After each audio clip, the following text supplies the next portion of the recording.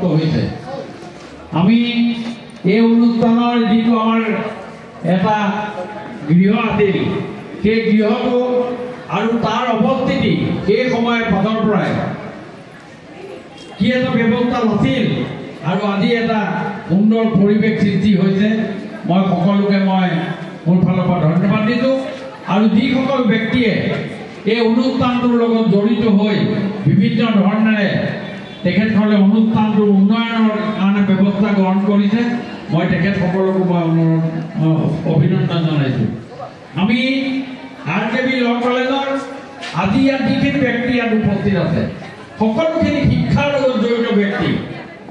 শিক্ষাৰ লগত অকল জড়িতই নহয়, শিক্ষাৰ লগত ওতঃপ্ৰোতভাৱে জড়িত হৈ এই ব্যৱস্থাটোৰ লগত আছে। মই সকলোকে অনুৰোধ কৰিছোঁ, আগন্তুক দিনত আমি যাতে এই অনুষ্ঠানটো আৰু আগবঢ়াই লৈ যাব পাৰোঁ। শিক্ষাৰ ক্ষেত্ৰত আজি আইন মহাবিদ্যালয়কেইখনক আৰু উন্নত কৰিব লাগে ডিব্ৰুগড়ৰ, এই কথাটোৰ আমাৰ আজিৰ ডেটত প্ৰাসংগিকতা আছে। ইয়াত বহি থকা সকলোৱে সুন্দৰভাৱে উপলব্ধি কৰিছে। ময়ো আপোনালোকক অনুৰোধ কৰিছোঁ, আজি 1 বছৰ জোৰা আমি এই পালন কৰিম। আমি বহু ধৰণৰ ইনোভেটিভ আমি কিছুমান কথা কৰিব লাগিব। আইনৰ লগত জড়িত আমি কিছুমান কাম আমি কৰিব লাগিব। ইয়াত মই এইটো ক'ব খোজোঁ যে ঋতুপৰ্ণ বৰুৱা ডাঙৰীয়া আছে, ময়ো আছোঁ। আমি এখন ইয়াত এটা ছেমিনাৰ টাইপৰ পাতোঁ, এখন এছেম্বলি পাতোঁ। এছেম্বলিত আমাৰ ষ্টুডেণ্টসকল থাকিব আৰু এই ষ্টুডেণ্টসকলৰ মাজত এফালে আমি শাসকীয় দল কৰি ল'ম আৰু এফালে আমি বিৰোধী দল কৰি ল'ম। তাত স্পীকাৰ হিচাপে মই লাগিলে সময় পালে মই বহিম। ঋতুপৰ্ণ বৰুৱা ডাঙৰীয়া এক্সপিৰিয়েঞ্চ আছে, তেওঁ স্পীকাৰ হিচাপে থাকিব। থাকি এখন সদন কেনেকৈ পৰিচালনা হয়, ৰুল 301 কেনেকৈ হয়, ৰুল 54 কেনেকৈ হয়, কুৱেশ্যন আৱাৰ কেনেকৈ হয়, এই গোটেই কথাবিলাক আমি যদি ইনোভেটিভ এটা চিন্তাৰে কৰোঁ, তেতিয়াহ'লে আমাৰ উঠি অহা প্ৰজন্মৰ এই ছাত্ৰ ছাত্ৰীসকলৰ মাজত পলিটিক্সৰ প্ৰতি কি ব্যৱস্থা। এতিয়া বহুতে এতিয়া এছেম্বলিত বুজি নাপায়। সেইদিনাখন মোক এজন ষ্টুডেণ্টে সুধিলে যে আপুনি মন্ত্ৰী হোৱাৰ পাছত এদিনো এছেম্বলিত এটা লাইনো কথা কোৱা নাই। এইবাৰ ছেশ্যনটোত আপুনি এটা কথাও কোৱা নাই। এতিয়া মন্ত্ৰী হোৱাৰ পাছত আমি ছেশ্যনত কেনেকৈ কথা ক'ম, মোৰ ছেশ্যনত কথা ক'ব পাৰিমনে? কিছুমান নীতি নিৰ্দেশনা আছে, সেই নীতি নিৰ্দেশনাৰ মাজতে মই ক'ব পাৰিম। মোৰ যদি 301 ঋতুপৰ্ণ বৰুৱাই যদি কুৱেশ্যন কৰে, দৃষ্টি আকৰ্ষণ কৰে, তেতিয়াহে মই ক'ব পাৰিম। আজি হোম ডিপাৰ্টমেণ্টৰ কথা এটা সুধিলে মই ক'ব নোৱাৰিম।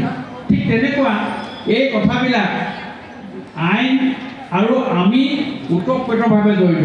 পলিটিক্সত আপোনালোকে যিমান নকৰক, আমি এতিয়া কেতিয়াবা ফিল কৰোঁ, মই ঋতুপৰ্ণ বৰুৱাৰ লগতো কথা পাতিছোঁ, আমি যেতিয়া আমাৰ এটা এমেণ্ডমেণ্ট আহে, এখন আইনৰ ওপৰত এটা এমেণ্ডমেণ্ট আহে, এই এমেণ্ডমেণ্টবিলাক আমি তেতিয়া আইনৰ সহায় ল'বলগীয়া হয়।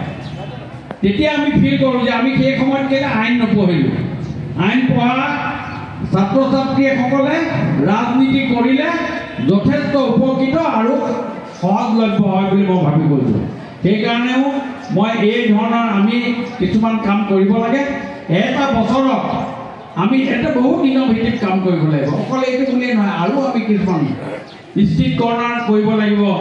আমি এখন ছেমিনাৰ পাতিলোঁ, আমি কেনেকৈ WS লিখিব লাগে, ৰিটেন ষ্টেটমেণ্ট কেনেকৈ ৰাখিব লাগে, তাত এ শব্দ লগাবনে, ইনটো লগাবনে, টু লগাব।